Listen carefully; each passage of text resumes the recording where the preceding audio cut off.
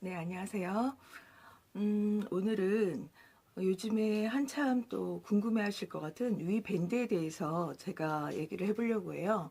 저는 위 밴드 수술을 한 지 12년 정도가 됐고요. 지금도 제 몸 안에는 위 밴드가 다 되어 있습니다. 이게 식도하고 위를 중간을 실리콘 재질로 묶는 거예요. 전신 마취한 다음에. 근데 그 묶는 거에 튜브처럼 돼 있어서 그 튜브 안에 밖의 외부에서 물을 주입하면 그 위가 줄어드는 거고요. 그래서 음식이 넘어가지 않게 하는 거고, 그 튜브에 그 물을 빼면 다시 위가 원상태처럼 돼서 일반식을 할 수가 있는 그런 수술이에요. 음, 제가 처음에 위밴드 수술을 받았을 때 제가 키가 167 정도 되는데 한 83kg 정도 나갔을 때였거든요. 저는 정말 다이어트가 너무 시급했는데 정말 이것저것 다 해봐도 뭐가 되질 않는 거예요. 그래서 위밴드를 하려고 갔더니 저는 정말 고도비만만 해주겠다 막 그러고 안 해줄 줄 알았어요. 근데 너무 반갑게 맞이하시면서 80kg로 사는 것도 힘들죠. 예, 그러시면서 바로 수술 날짜를 잡고 위밴드 수술을 했습니다. 처음에는요, 제가 시작했을 때만 해도 십몇 년 전만 해도 빡필이라고 그래서 필러를 아주 빡세게 물을 넣는 거예요. 그 아까 튜브에 거기다 물을 넣으면은 그 위와 식도 그 구멍이 작아진다 그랬잖아요. 통로가 거기 물을 굉장히 빡세게 넣는 거예요. 그러면 정말 침조차 삼키기가 어렵습니다. 예. 그게 한동안 굉장히 서로들 막 그렇게 빡피를 해야 제대로 다이어트를 하고 이 밴드 수술을 제대로 활용하는 것처럼 모두 그렇게 느끼고 있었기 때문에 선생님들도 그런 걸 권하기도 했고 은근히 그래서 그 빡필로 해가지고 거의 일주일에 막 4, 5kg씩 빼고 막 이렇게 했었어요. 그러니까 물 한 잔조차도 안 넘어가는 거예요. 침도 안 넘어가요. 그 뭐 사탕 뭐 이런 것도 다 안 돼요. 그 정도로 하니까 4, 5kg가 막 빠지고 그러는 거예요. 근데 그때는 정말 달콤했죠. 이게 웬일이냐. 내 몸무게가 세상에 일주일 만에 4, 5kg가 빠진다. 너무 대단하다. 뭐 갑자기 다시 내가 오래간만에 6자를 봤다, 5자를 봤다 막 이렇게 된 거예요. 근데 희한한 건요. 그게 처음에는 굉장히 기분이 좋습니다. 살이 빠지는 게. 정말 너무 신기하고 내가 정말 이렇게 살이 빠지는 게 이게 정말 맞나 싶을 정도로 그런데 이제 옷이 헐렁해지면서 그걸 느끼게 되죠. 그런데 이게 한 달이 지나고 두 달이 지나고 석 달이 지나고 점점 달이 지날수록 인생에 있어서 가장 큰 먹는 즐거움 그게 이제 아예 없어진 거예요. 정말 물조차도 커피 한 잔조차도 넘기지 않는 그야말로 정말 너무나 인생에 큰 즐거움이 없어져 버린 거예요. 그러니까 뭐라 그럴까 매사 심드렁해져 있다고 하나? 살을 뺐어도 뺀 거에 기분 좋은 만큼 그 음식을 포기한 그 기분 나쁨이 그거를 도저히 따라가질 못해요. 그러니까 너무 음식을 안 먹게 되는 거예요. 아예. 지금은 요즘에도 이제 필러를 많이 빡세게 하는 걸 권하시는 걸로 알고 있어요. 그래야 의사 선생님들은 몸무게가 많이 줄었다, 효험을 많이 봤다 이렇게 생각을 하게끔 만드실 거니까. 하지만 그때는 정말 빡필이라고 해서 정말 침 한 모금 넘기기도 어려울 정도로 해서 살을 뺐었어요. 그래서 한 달에 막 15kg, 20kg 빼고 막 그랬거든요.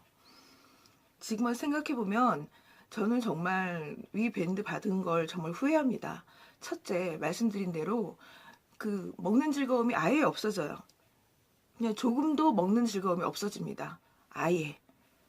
두 번째, 내가 그 체형이 말라간다는 다이어트 효과에 대한 기쁨도 그렇게 높지 않아요. 그러니까 먹지 않는다는 것 때문에 굉장히 매사 좀 심드렁하고 좀 우울한 듯한 그런 느낌으로 살게 되는 거예요.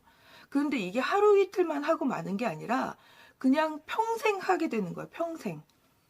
본인이 음식을 줄이고 싶다 그러면 이걸 계속 필러를 넣고 있는 거예요.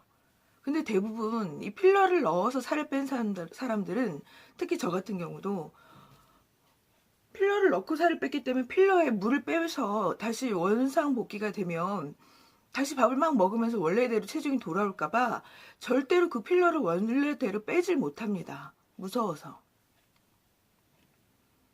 그래서 이게 한 달이 두 달이 되고 1년이 2년이 되고 5년이 10년이 되고, 그래서 제가 11년 차, 12년 차가 돼가고 있는 중인 거예요.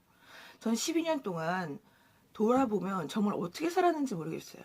제가 아주 뚱뚱하다는 거에 대한 강박감이랄까 이런 거는 좀 많이 없어진 것 같긴 한데, 그렇다고 해서 제가 몸이 날씬해져서 기분 좋았거나 뭔가 날씬해져서 뭔가 더 의욕스러워졌거나 이런 건 전혀 없었어요. 네. 그래서 저는 정말 위밴드가 이제는 의료보험까지 된다고 해서 많은 사람들이 또 궁금해 하시더라고요. 위밴드하고 위축소 수술. 정말 큰 고도 비만 아니시면 정말 말리고 싶습니다. 예, 정말 사람이 할 짓이 못 돼요. 그리고 이게 조금 이제 물이라도 넘기고 싶습니다 하는 게 또 그 다음 이제 사람들의 소망이 되거든요. 물이라도 먹고 싶습니다. 목이 너무 마릅니다. 그래서 조금만 이 필러를 이제 조금 물을 빼요. 그래서 조금 물을 넘길 수 있을 정도가 되잖아요. 그러면 왠지 뭔가 자꾸만 넘기고 싶어져요. 뭔가를. 아주 오랫동안 씹으면 넘어가지 않을까 싶어서 이렇게 모임 같은 데 갔을 때 절대 안 먹다가 이제는 하나씩 둘씩 먹게 돼요. 그리고 새로운 남자친구 사귀거나 새로운 무슨 모임에 가거나 아니면 직장 회식에 가거나 이럴 때 아무것도 먹지를 못해요. 그냥 씹고 있는 거예요. 근데 요 물 넘길 수 있을 정도가 되면 괜히 일단 예의로라도 입에 넣습니다. 넣고 한참을 씹습니다. 그리고 넘겨봅니다. 그 다음 어떻게 될까요? 네, 바로 토하러 가야 됩니다. 한 입 먹었으면 한 입 바로 토하러 가야 되고요. 두 입 먹었으면 두 입 바로 토하러 가야 돼요. 그래서 그때 당시에 제가 그 카페 활동을 했었는데 그 같이 랩밴드를 받았던 카페 회원들 중에서는 아예 그 먹는 자리에 가서 까만 비닐봉지를 가지고 다니는 애들도 있었어요. 거기다가 먹고 바로 토하고 먹고 토하고 하기 위해서. 정말 말리고 싶습니다. 이게 처음 본 사람 앞에 가서는요, 얼마나 민망한 거냐면 처음에 밥 먹을 때 한 번 정도 화장실 간다 그러면서 손 씻으러 갈게요 하면서 가는 거는 괜찮아요.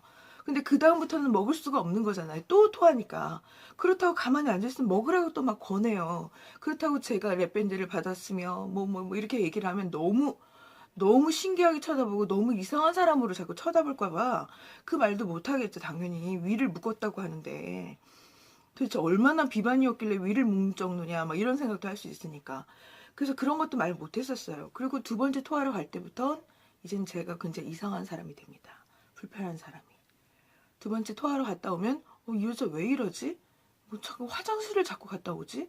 왜 저러지? 뭐가 안 좋은가? 이렇게 되면서 정상인이 이미 아닌 상황에 들어가 버립니다.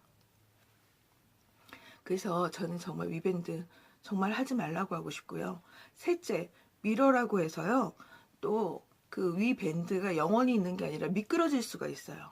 그러면 갑자기 순간 자기가 필러를 하지도 않았는데 빡필이 되면서 이 모든 식도와 위 사이가 꽉 막혀버리는 거예요.